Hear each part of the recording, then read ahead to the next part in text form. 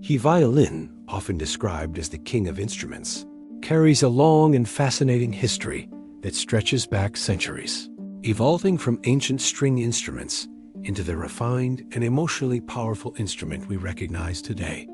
To truly understand the history of the violin, one must travel back thousands of years to the origins of bowed string instruments.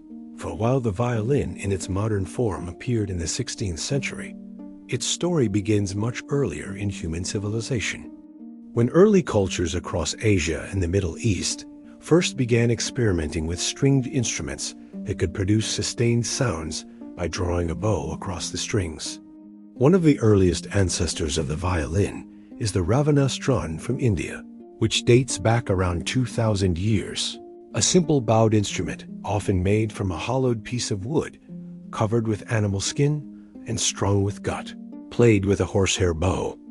And this early development of a bowed instrument shows humanity's desire to create music that mimicked the voice, producing expressive tones that plucked instruments could not sustain. In Central Asia, the rebab emerged, a small, bowed instrument that was crucial in the spread of bowed string technology into the Islamic world and eventually into Europe, where it would inspire new designs. By the Middle Ages, instruments such as the viol and the fiddle were already being played across Europe, often in courts and by wandering minstrels, serving both sacred and secular purposes, with the viol being particularly important in medieval France and considered one of the direct ancestors of the violin. As the Renaissance period bloomed, Europe witnessed a flourishing of arts, science, and music. And it was in this fertile environment that the violin as we know it began to take shape in northern Italy during the early 16th century, specifically in regions like Cremona and Brescia, where instrument makers experimented with shapes, sizes, and designs to create a powerful and versatile bowed instrument. Andrea Amati, often credited as the father of the violin, built some of the earliest violins in the mid-1500s in Cremona, instruments that established the essential form of the violin family: 4 strings tuned in fifth, a curved body with F-holes and a neck that allowed for expressive playing across a wide range. Amati's violins quickly became popular among European nobility, especially when King Charles IX of France ordered a set of 24 violins in the 1560s, spreading the fame of the instrument throughout royal courts. As violin making advanced, other great luthiers appeared, such as Gasparo da Salo in Brescia, who built powerful and resonant violins that rivaled Amati's. But it was the Amati family, and later the Guarneri and Stradivari families, that brought violin making to unmatched levels of craftsmanship. Antonio Stradivari, working in the late 17th and early 18th centuries, perfected the design of the violin, creating instruments whose tone, projection, and beauty remain unmatched to this day. With violins like the Messiah Stradivari or the Lady Blunt Stradivarius considered priceless treasures. At the same time, Giuseppe Guarneri del Gesù crafted violins with a darker, more robust tone, beloved by virtuosos for their power and depth. And together with Stradivari, Guarneri's work cemented Cremona as the global capital of violin making.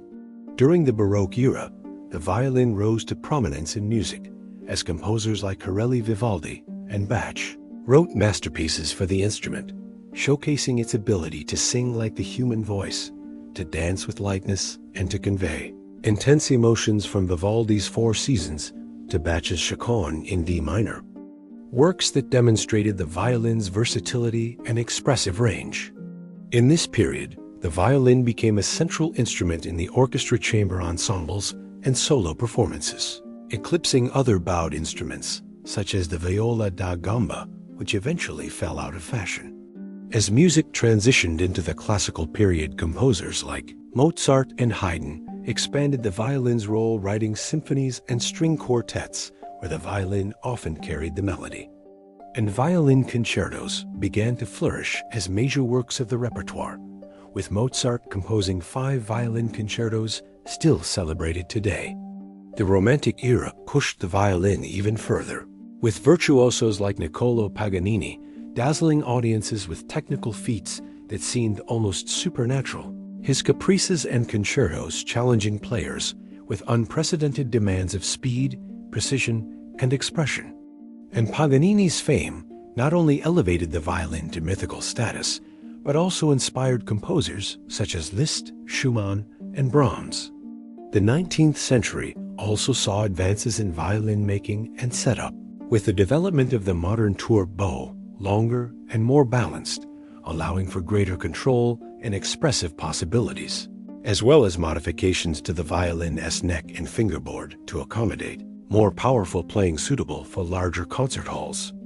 During the 20th century, the violin maintained its position as one of the most beloved instruments in both classical and popular music, with great violinists such as Jascha Heifetz, Yehudi Menuhin, David Oistrakh, and Itzhak Perlman mesmerizing audiences with their mastery, while composers like Prokofiev, Shostakovich, and Bartók pushed the boundaries of violin technique and expression in their works. But the violin was not confined to classical music.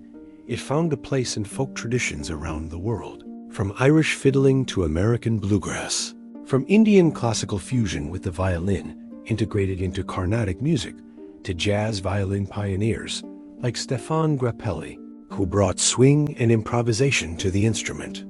This adaptability made the violin a truly global instrument, crossing genres and cultures with ease. And in popular music, the violin appeared in rock bands, film scores, and even electronic fusion, showing its timeless appeal. Beyond performance, the violin became a symbol of craftsmanship, with Stradivarius and Guarneri instruments valued in the millions, sought after by collectors and musicians alike, while modern luthiers continue to innovate, combining traditional methods with new materials to craft instruments for today's players. In education, the violin remains one of the most widely taught instruments, with methods such as the Suzuki method bringing violin playing to children worldwide, emphasizing ear training and musical sensitivity from a young age. Even in the digital era, where music is often produced electronically, the violin continues to hold a special place, its acoustic resonance and human-like voice offering a timeless connection to raw emotion. In short, the violin's history is a story of evolution, artistry, and universal expression, beginning with ancient bowed instruments, perfected in Renaissance Italy, glorified in the Baroque and Romantic periods, and sustained across centuries of cultural change. It is more than an instrument. It is a vessel of human emotion, capable of whispering tenderness, shouting passion, and singing with the soul of humanity. And its journey from the Ravanastron to the Stradivarius masterpieces and beyond is a testament to the enduring power of music to connect, inspire, and transcend time.